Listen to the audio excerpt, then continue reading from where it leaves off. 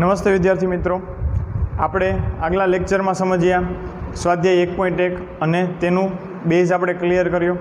હવે આપણે આગળ વધીશું સ્વાધ્યાય 1.2 તરફ. તો પહેલાં તો સ્વાધ્યાય 1.2માં આપણને કયા બેઝની જરૂર પડશે પહેલાં તે આપણે સમજીએ. સ્વાધ્યાય 1માં આપણે સમજ્યા કે ગણને દર્શાવવાની રીત, અને પછી તેનો ઉપયોગ આપણે સ્વાધ્યાય 1.1માં કર્યો. ગણને દર્શાવવાની રીત બે હતી. પહેલી તો યાદીની રીત અને બીજી ગુણધર્મની રીત. હવે આપણે સ્વાધ્યાય 1.2માં સમજીશું કે ગણના કેટલા પ્રકાર છે. શું સમજીશું મિત્રો? કે ગણના પ્રકાર.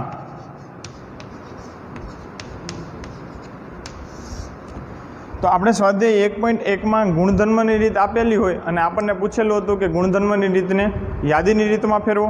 કાંઈ યાદીની રીત આપેલી હોય તો આપણે એને શેમાં ફેરવતા હતા? ગુણધર્મની રીતે. હવે આપણે અહીંયા જોઈએ કે ગણનો પહેલો પ્રકાર શું છે. ગણનો પહેલો પ્રકાર છે ખાલી ગણ.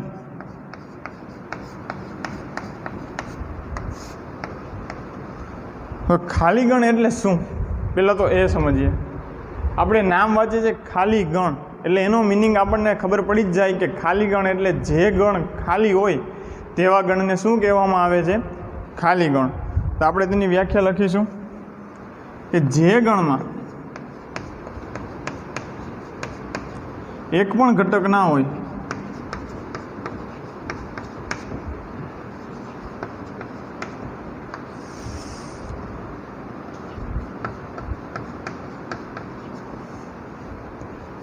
તેવા ગણને ખાલી ગણ કહે છે.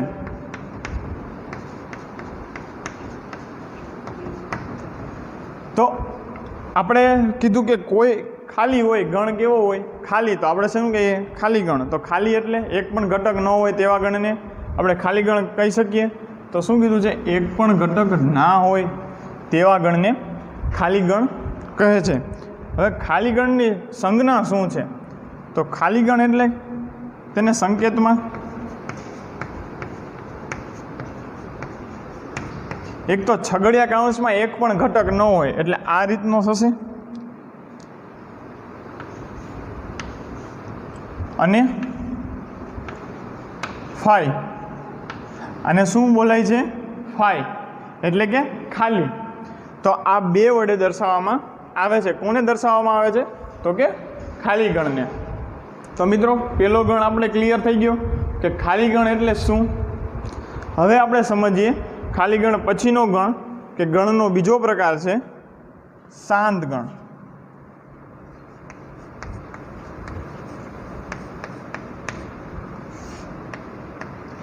હવે અહીંયા નામ એવું કામ એટલે કે શાંત એટલે આ ગણ શાંત શાંત રહે છે, કંઈ બોલતો નથી એવું તો નથી.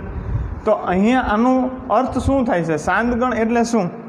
એટલે કે જે ગણમાં ઘટકોની સંખ્યા આપણે ગણી શકીએ, કે જે ગણ સુનિશ્ચિત છે. તો આપણે ઘટકોની સંખ્યા ગણી શકીએ કે કોઈ ગણમાં 1, 2 અને 3 આપેલા છે. ગણ એના ઘટકો છે તો ઘટકોની સંખ્યા કેટલી થઈ? તો કે 3. હવે કોઈ ગણમાં કંઈ પણ 3 વસ્તુ આપેલી છે કે ભાઈ ચોક, ડસ્ટર અને બોર્ડ એક ગણમાં આપેલા છે, તો એની ઘટકોની સંખ્યા કેટલી થાય છે? કે તે ચોક 1, ડસ્ટર 2 અને બોર્ડ 3. તો આપણે એ સંખ્યા ઘટકોની સંખ્યા ગણી શકીએ? તો કે હા. તો એ ઘટકોની જે ગણના ઘટકોની સંખ્યા ગણી શકાય તેવા ગણને કેવો ગણ કહેવાય? શાંત ગણ. અને એને બીજી રીતે પણ કહી શકીએ કોઈ પણ ગણના ઘટકો સુનિશ્ચિત હોય. એટલે કે સુનિશ્ચિતનો મિનિંગ શું થાય? કે ગણી શકાય, કે નિશ્ચિત જ હોય છે, કે તેનાથી વધારે હોઈ શકતા નથી. તો તેવા ગણને શું કહેવામાં આવે છે? શાંત ગણ. તો શું કે જે ગણમાં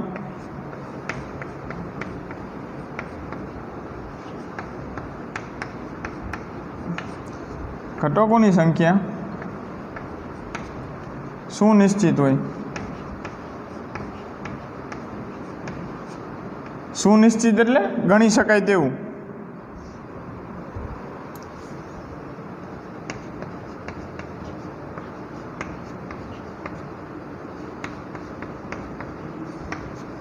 શાંત ગણ કહેવામાં આવે.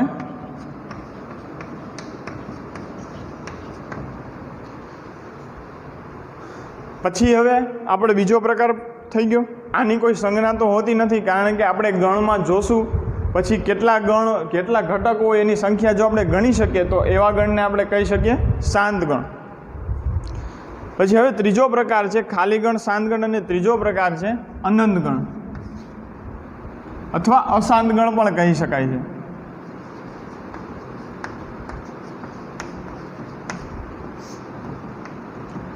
હવે અનંત ગણ એટલે અહીંયા પણ નામ એવું કામ. અનંત એટલે ઘટકોની સંખ્યા અનંત હોય. અનંત મીન્સ ગણી શકાય નહીં.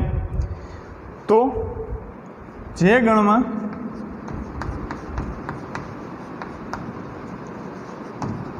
ઘટકોની સંખ્યા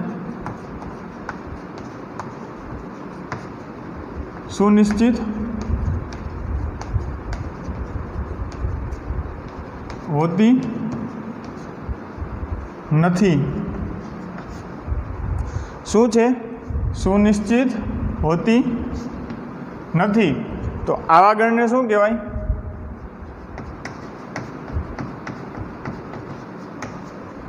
અનંત ગણ કહે છે.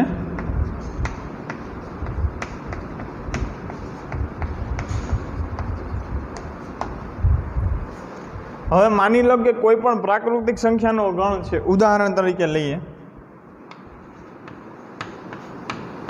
કે કોઈ પણ પ્રાકૃતિક સંખ્યા એટલે કેવી થશે?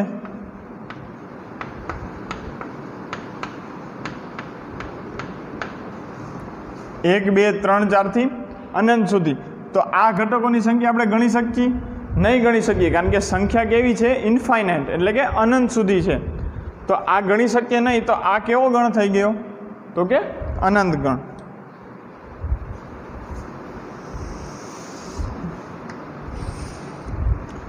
હવે મિત્રો આપણે જોઈએ ગણનો ચોથો પ્રકાર.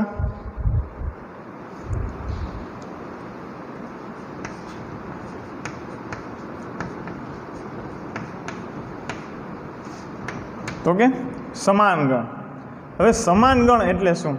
અહીંયા પણ નામ એવું જ કામ છે, પણ સમાન એટલે એક ગણને બીજા ગણ સાથે સરખાવી ગણ એના બધા જ ગણ એ જેવા અને જેટલા જ ઘટકો જો ગણ બીમાં આવતા હોય તો આપણે એ છે એ બીને બરાબર, એટલે કે એ સમાન છે બીને, એમ કહી શકાય.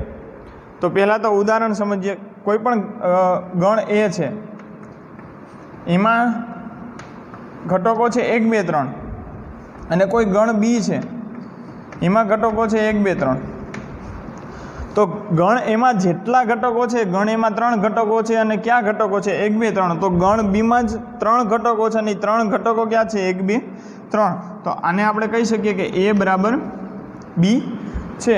પણ જો અહીંયા 3 ન હોય અને ખાલી ગણ એમાં 1 અને 2 હોય તો એ બીને બરાબર થશે નહીં.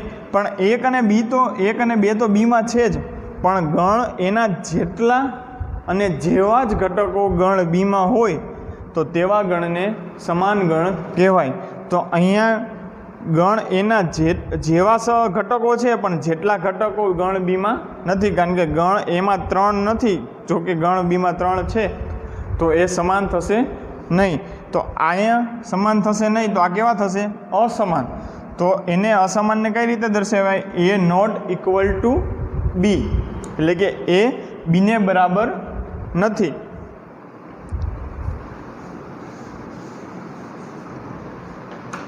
તો એનું વ્યાખ્યા જોઈએ કે જો કોઈ ગણ એના ઘટકો જેવા અને જેટલા જ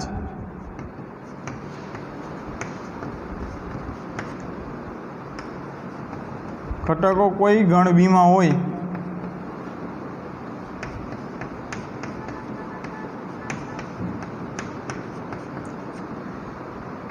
તેને સમાન ગણ કહે.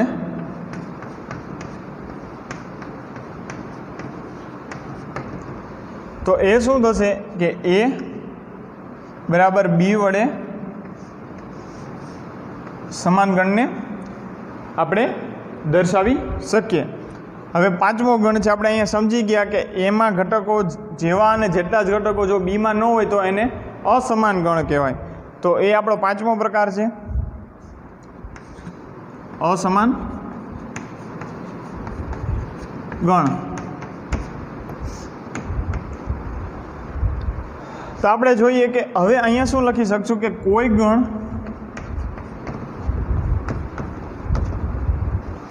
એના ઘટકો જેવા અને જેટલા જ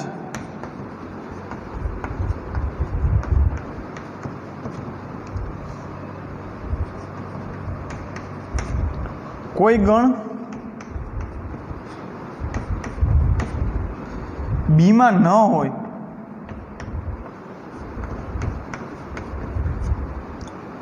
શું ન હોય કે જેવા અને જેટલા જ ઘટકો કોઈ ગણ બીમાં ન હોય તો તેને અસમાન ગણ કહેવામાં આવે.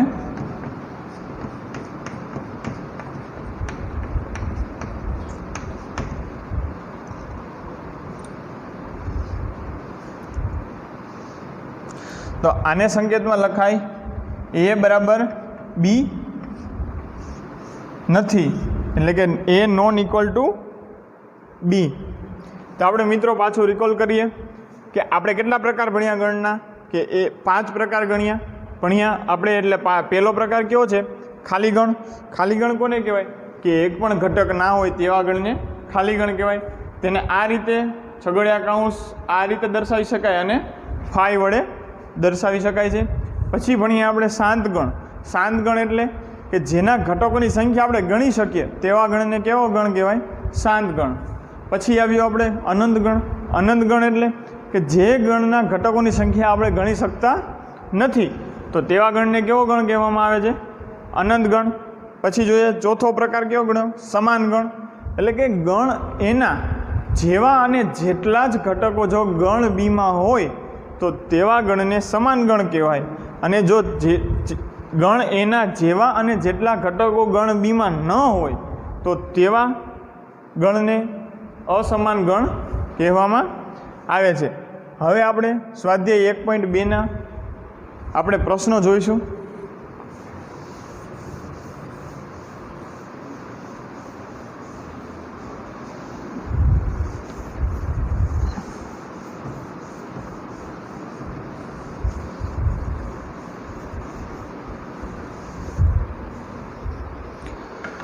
તો સ્વાધ્યાય 1.2નો પહેલો પ્રશ્ન શું કહેવામાં આવે છે? નીચેનામાંથી કયા ગણ ખાલી ગણના ઉદાહરણ છે?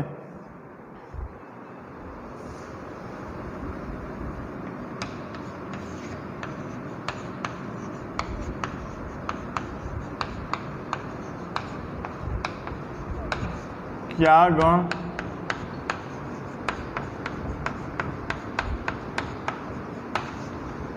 ખાલી ગણના ઉદાહરણો છે?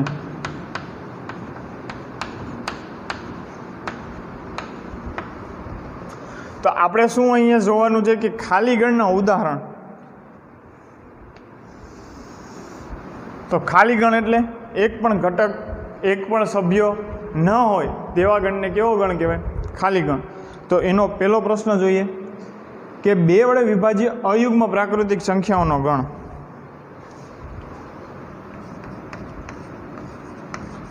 બે વડે વિભાજ્ય અયુગ્મ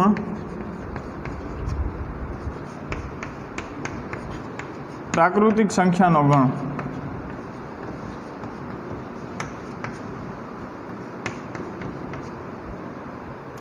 તો હવે જોઈએ 2 વડે વિભાજ્ય અયુગ્મ પ્રાકૃતિક સંખ્યા કઈ થાય? તો આપણે જોઈએ કે પહેલાં તો 2 વડે વિભાજ્ય સંખ્યા એટલે કઈ થશે? તો જોઈએ આપણે કે 2 વડે વિભાજ્ય એટલે 2, 4, 6, 8 થી અનંત સુધી. બરાબર છે. તો હવે આ જે 2 વડે વિભાજ્ય સંખ્યા છે એ અયુગ્મ છે. તો તમે જોઈ શકો છો કે આ અયુગ્મ નથી, કારણ કે બે વડે જે વિભાજ્ય હોય એવી સંખ્યા હંમેશા માટે કેવી હોય? યુગ્મ.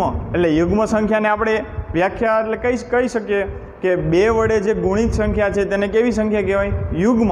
અને 2 વડે જે ગુણિત સંખ્યા નથી તેને કેવી સંખ્યા કહેવાય? અયુગ્મ. તો અહીંયા આ જે આપણને સેટ બને છે એ યુગ્મ સંખ્યાનો મળે છે. તો આપણને એક પણ એવો ઘટક નહીં મળે કે જે 2 વડે વિભાજ્ય છે અને એ અયુગ્મ છે. તો એવો એક પણ આપણને ઘટક મળશે નહીં. તો એક પણ ઘટક નહીં મળે તો આમાં એક પણ ઘટક આવશે નહીં. તો આપણે કહી શકીએ તો કે આ શું છે? ખાલી ગણ છે. હવે એના પછીનું જોઈએ બીજું. એમાં શું કીધેલું છે કે યુગ્મ અવિભાજ્ય પ્રાકૃતિક સંખ્યાનો ગણ.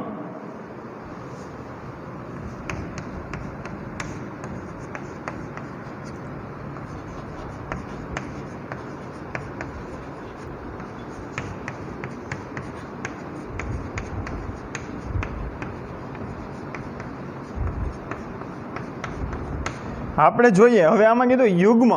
પહેલાં તો યુગ્મ જે સંખ્યા હશે કોઈ દી અવિભાજ્ય હશે નહીં, કારણ કે યુગ્મ સંખ્યામાં કઈ કઈ સંખ્યાનો સમાવેશ થશે? 2, 4, 6, 8, 10, 12 થી અનંત સુધી પ્રાકૃતિક સંખ્યા કીધેલું છે.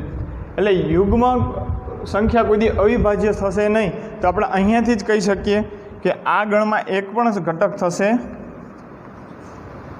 નહીં. અથવા તો તેને કહી શકીએ કે આ ગણ કેવો ગણ થશે? ખાલી ગણ. એટલે આના ઉપરથી કહી શકીએ નીચે કે આ કેવો છે? ખાલી ગણ છે. હવે એના પછી ત્રીજું જોઈએ.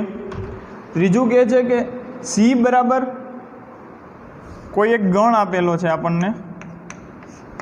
સી બરાબર ગુણધર્મ રીતને ગણ આપેલો છે કે એક્સ, અને પછી કીધેલું છે કે એક્સ એ પ્રાકૃતિક સંખ્યા છે.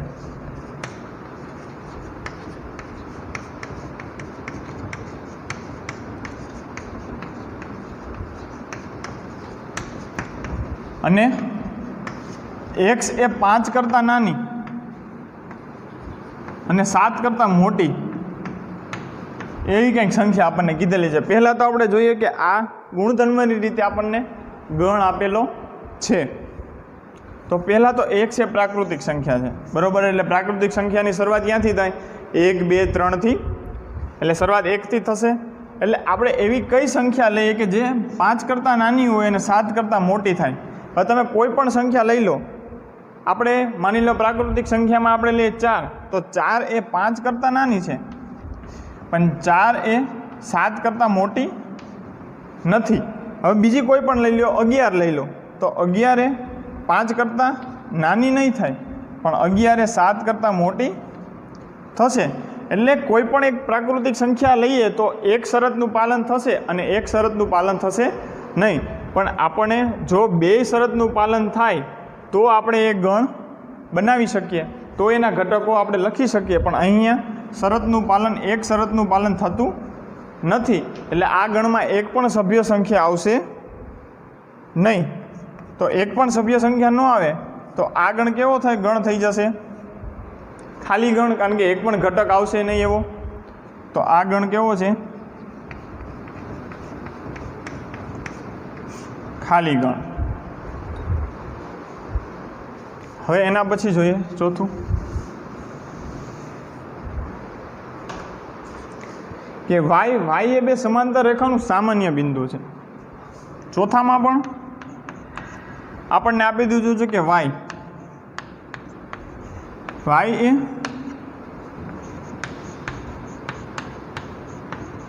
સમાંતર રેખાનું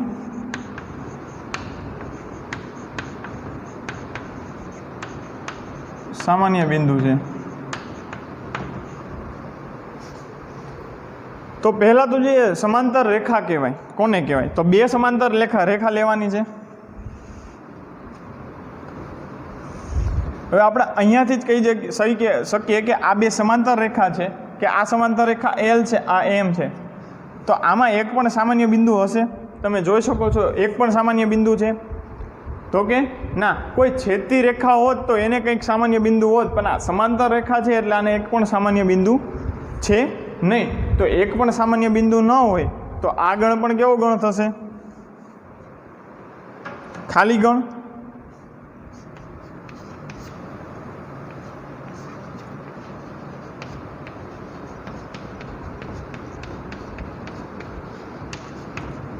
ખાલી ગણ છે। હવે આપણે આના પછીનો ક્વેશ્ચન છે ક્વેશ્ચન નંબર 2। શું કીધેલું છે કે નીચેનામાંથી કયા ગણ શાંત ગણ અથવા કયા ગણ અનંત ગણ છે?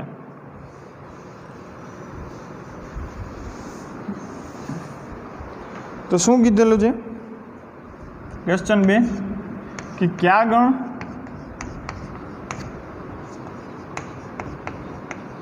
શાંત ગણ છે અને કયા ગણ અનંત ગણ છે? હવે તો પહેલાં તો શાંત ગણ આપણે સમજી ગયા કે શાંત એટલે જેના ઘટકોની સંખ્યા આપણે ગણી શકીએ તેને શાંત ગણ કહેવાય, અને જેના ઘટકોની સંખ્યા આપણે ન ગણી શકીએ તેવો ગણ કેવો ગણ થઈ જશે? અનંત ગણ। તે એના પછી જોઈએ તો એમાં ક્વેશ્ચન 1 શું કહે છે? એમાં પ્રશ્ન પહેલો કે વર્ષના મહિનાઓનો ગણ।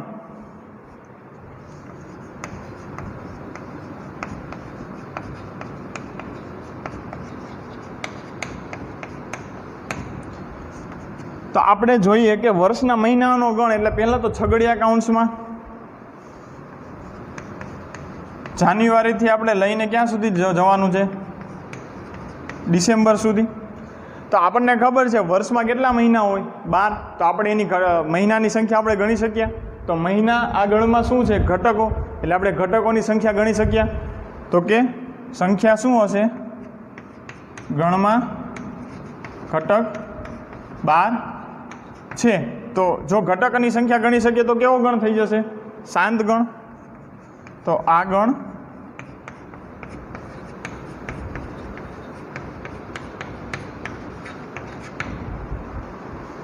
એના પછી ઉદાહરણ જોઈએ। એના પછીનું ઉદાહરણ આપેલું છે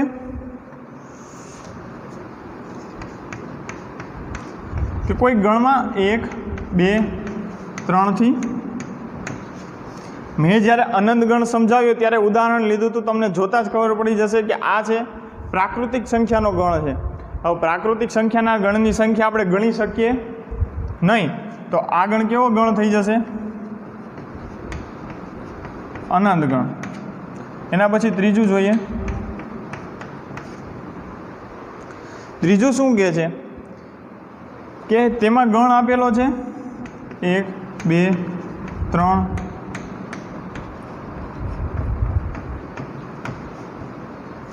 આપણને અહીંયા જોતાં જ એવું ખબર પડી જશે કે અહીંયા આપણે ઘટકોની સંખ્યા ગણી શકીએ, કારણ કે 1 2 3 થી 100 સુધી આપેલી છે। તો ઘટકોની સંખ્યા પણ શું થશે? 100। તો આ આપણે ઘટકોની સંખ્યા ગણી શકીએ તો કેવો ગણ થઈ જશે?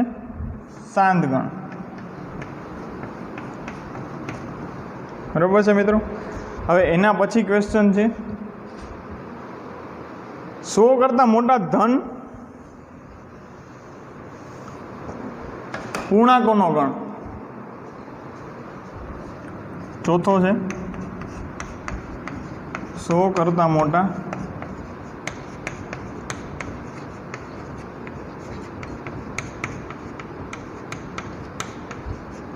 પૂર્ણાંકોનો ગણ। તો પહેલાં તો 100 કરતાં મોટા પૂર્ણાંકો ક્યાં થશે? તો છગડિયા કાઉન્ટ્સમાં 101 102 103 થી અનંત સુધી। અહીંયા આપણે અનંત બોલીએ એટલે તરત ખબર પડી જાય કે અનંત સુધી જો સંખ્યા જતી હોય તો તેને આપણે ગણી શકવાના નથી। તો આ ગણ કેવો થઈ જશે?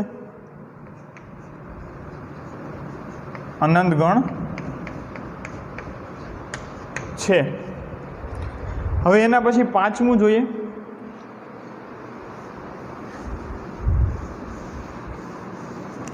પાંચમું શું કીધેલું છે કે 99 કરતાં નાની અવિભાજ્ય સંખ્યાનો ગણ।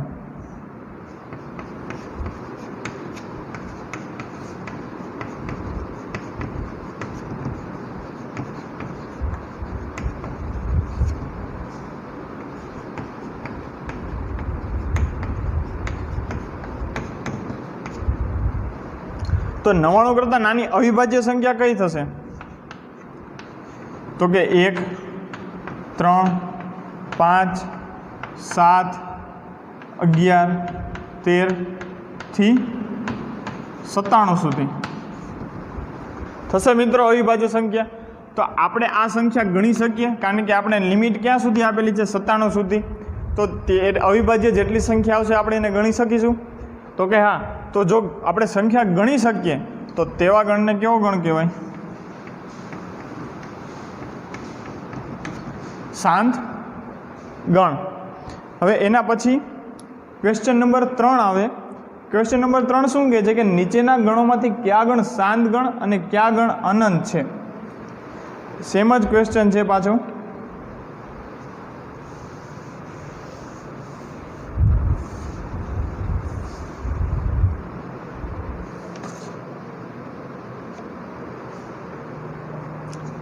અહીંયા ક્વેશ્ચન નંબર 3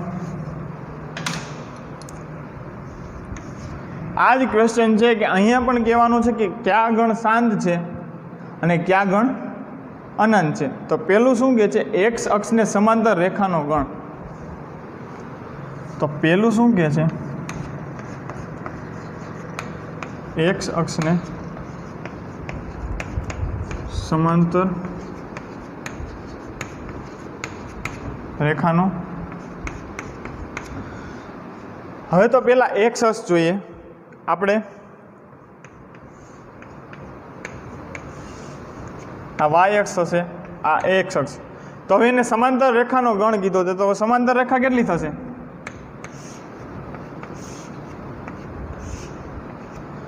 આ બે રેખા વચ્ચે પણ રેખાઓ છે, એટલે આપણે જો એટલી રેખા આપણે એક્સ અક્ષને સમાંતર દોરી શકીએ. તો એક્સ અક્ષને સમાંતર રેખા કેવી થશે? અનંત. આપણે એની સંખ્યા આપણે ગણી શકશે નહીં, કારણ કે જેટલી આપણે અહીંયા જોઈએ અહીંયાથી મોટો આપણે આલેખ બનાવીએ અને એમાં આપણે એક્સ અક્ષને સમાંતર રેખા દોરીએ તો કેવી થશે? અનંત સુધી. તો અનંત સુધી જો રેખા સમાંતર થતી હોય તો આપણે એ રેખાને કેટલી રેખા સમાંતર એક અક્ષને છે એ આપણે ગણી શકીએ નહીં. તો આ ગણ કેવો ગણ થઈ જશે? અનંત ગણ. પછી બીજું ઉદાહરણ જોઈએ એમાં કે અંગ્રેજી મૂળાક્ષરનો ગણ.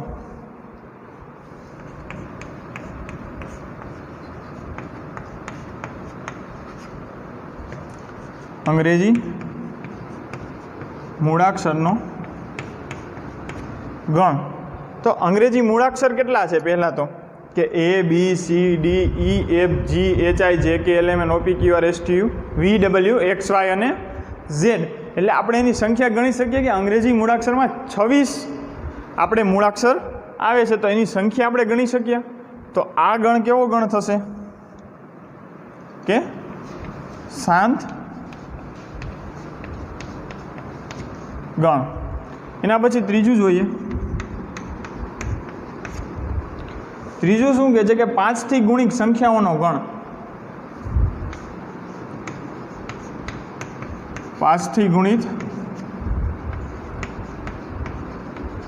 સંખ્યાઓનો.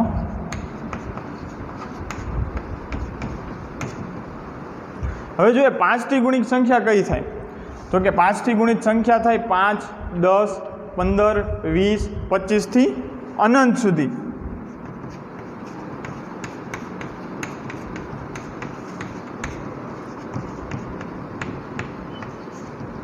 અનંત સુધી એટલે આપણે શબ્દમાં જ આવ્યું અનંત સુધી આપણે 5ની ગુણિત સંખ્યા લખી શકીએ. એટલે એની સંખ્યા ગણી શકાશે નહીં. તો ગણી ન શકાય તેવી કેવા ગણને કેવું કહેવાય? અનંત ગણ.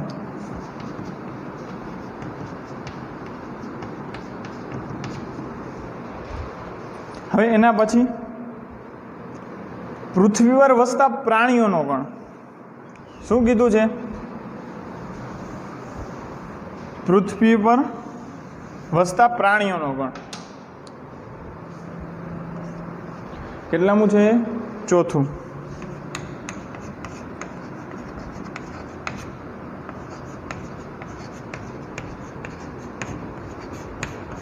પ્રાણીઓનો ગણ.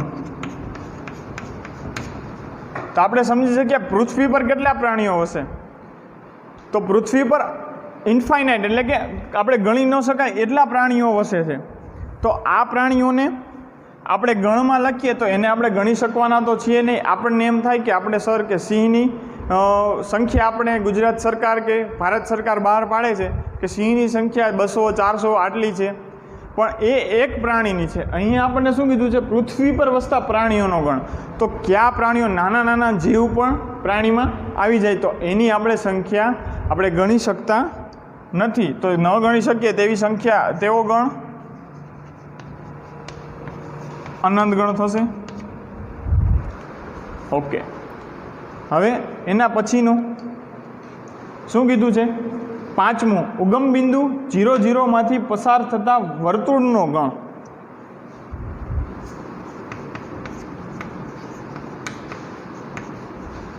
ઉગમ બિંદુ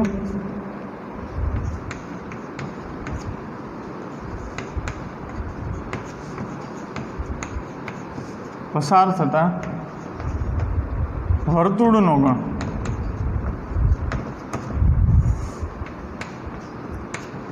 એટલે ઉગમ બિંદુ 0, 0 એટલે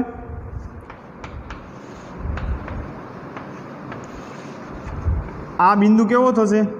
0, 0. તો આમાંથી પસાર થાય છે એટલે કે આ વર્તુળ, પછી આ નાનું વર્તુળ, અહીંયાથી વર્તુળ, અહીંયાથી વર્તુળ, અહીંયાથી વર્તુળ, પાછું અહીંયાથી અનંત. જેટલા આપણે ડ્રો કરવા હોય એટલા આપણે અહીંયા વર્તુળ એટલે કે સર્કલ ડ્રો કરી શકીએ. એટલે આ સર્કલ આપણે ઉગમ બિંદુમાંથી એમ કહી શકીએ કે ઉગમ બિંદુમાંથી પસાર થતા વર્તુળો કેવા છે? અનંત. એટલે અનંત શબ્દ આવ્યો એટલે એની સંખ્યા આપણે ગણી શકીએ નહીં. તો આ કેવો ગણ થશે? તો કે આ ગણ થશે અનંત ગણ. તો હવે મિત્રો આપણે જોઈએ એના પછીનો ક્વેશ્ચન છે 4, જે આપણે હવેના નેક્સ્ટ લેક્ચરમાં આપણે સમજીશું. કે હવે આના પછી આપણે કન્ટિન્યુ જ રાખશું સ્વાધ્યાય 1.2 નો ક્વેશ્ચન નંબર 4. ઓકે.